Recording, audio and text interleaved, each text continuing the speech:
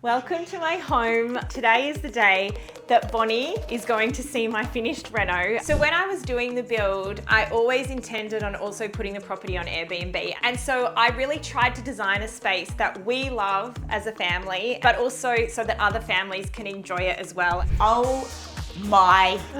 Can I stay here? You can Airbnb it if you want. I'll give you mates rates. Oh my gosh. Wow. Gosh, there's some people watching, isn't there?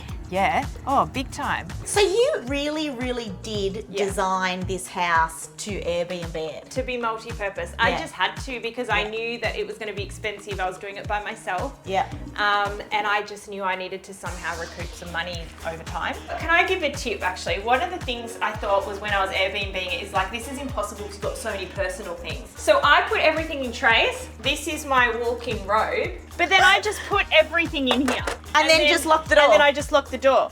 How do you go about, actually doing it? When I listed the property, I was first signing up for Airbnb, I hired a co-host and basically they take care of the whole thing. They know everything about the property, they manage the bookings, they help list the property, they do the photos. Yeah, it's a bit of a win-win, isn't it? Wow, wow, wow, wow, wow.